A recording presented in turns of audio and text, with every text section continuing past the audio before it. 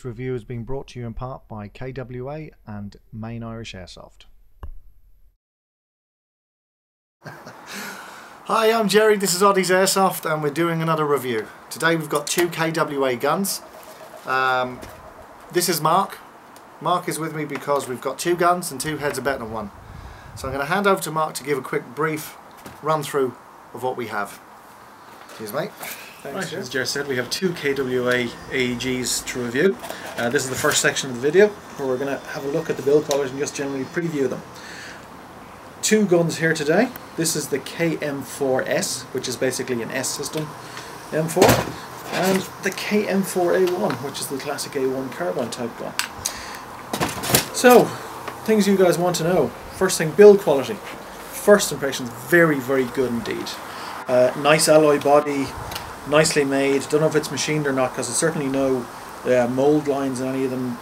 Looks good, paint is good. The rest of the components on the gun look equally good. There's a very nice LE stock, 6 position. What's nice is that there's very, very little wobble, or in fact there's no wobble on any of the parts, right? The barrel's solid, the foregrip's solid, the stock is solid, and there's some really nice touches on these guns. Yes, there's the standard sling points if you want to use a standard sling, but they've also included a butt plate if you want to put on a single point quick release harness, which is very nice. Because these guns were designed primarily for the US market in mind, they're actually rated all the way up to 11.1 LiPo, which is very nice indeed. It gives you lots of options. You know, if you want to use nickel metal hydride, if you want to use LiPos, you can use whatever you want. The guns are rated to go, and we have had a plink with these in the back garden, and they do spit out the BBs at a fair old rate. In terms of the foregrips, mostly metal on top. The foregrip on this S system is partly the fibre reinforced polymer that they use, same as the foregrip on the A1, but the rails themselves, Picatinny rails, are all made of metal, so you won't have any problems fixing your lights or PEC boxes, whatever you want, onto them.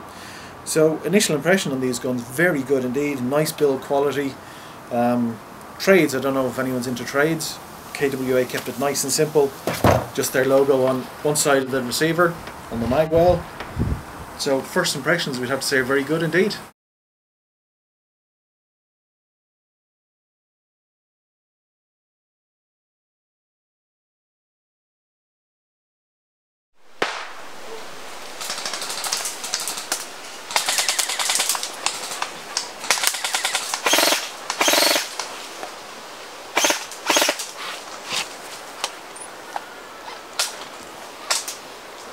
One tank moving left, 2 moving left, 3 moving left, 4.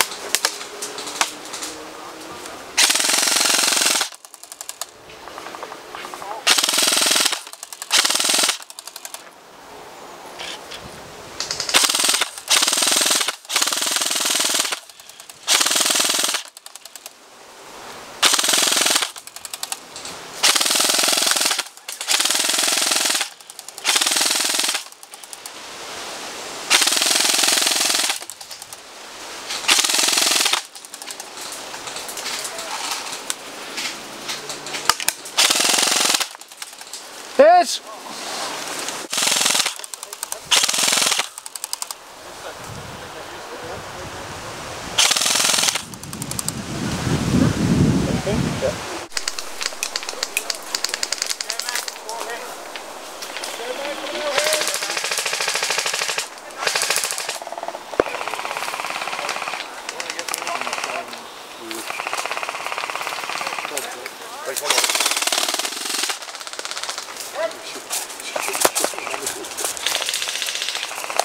Dưới em treo tên man.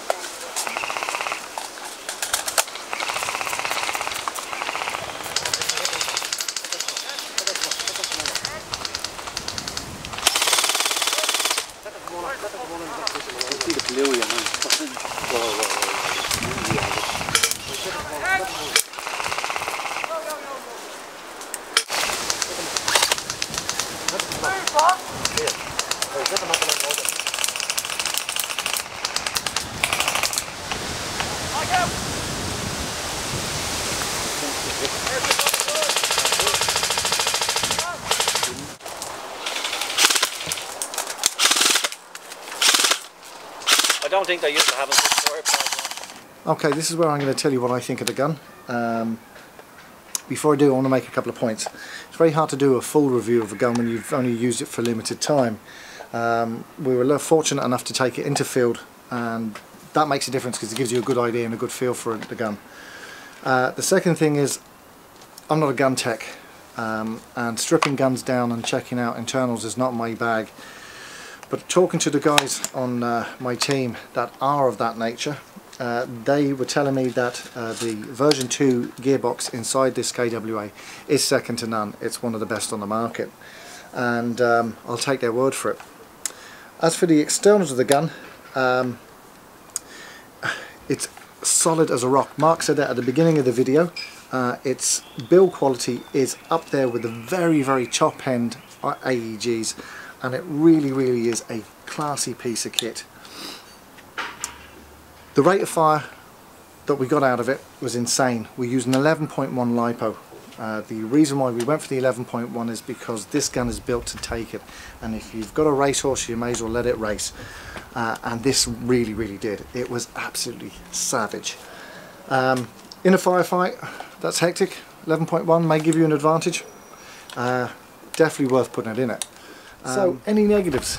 Well, the only negative I could think of is that when you buy a new AEG, when it comes out of the box, the hop up needs bedding in, and as such your trajectory sometimes isn't what you might hope it to be, and we found that this gun was no different. I've no doubt that once you've put in a couple of thousand rounds going through the hop up will bed in like every other AEG that I've owned, and it will fire perfectly. Sometimes the trajectory wasn't exactly what we were hoping for, but again, I blame the hop up. Personally, whenever I buy a new gun, I make 2 custom mods. I don't make them myself, I get somebody else to do it for me, but I put in a precision barrel, which is a 603 as opposed to the 605 that this ships with, and I changed the hop up silicon to a Garda hop up. That said, it's a personal thing. I do it on all my AEGs regardless of high end or not. So would I recommend this gun? Absolutely. I really like the look of it, I like the feel of it. It sits and shoulders nicely on firing, and it's rather sexy to look at as well. So all in all, it's a big thumbs up, and we'll now see what Mark has to say about it all. Right, so the KM4 S, you've seen both myself and Jerry use this gun in the field in some very challenging conditions up a Predator, and my initial impressions certainly held up. Very nicely built, stood up to some punishment.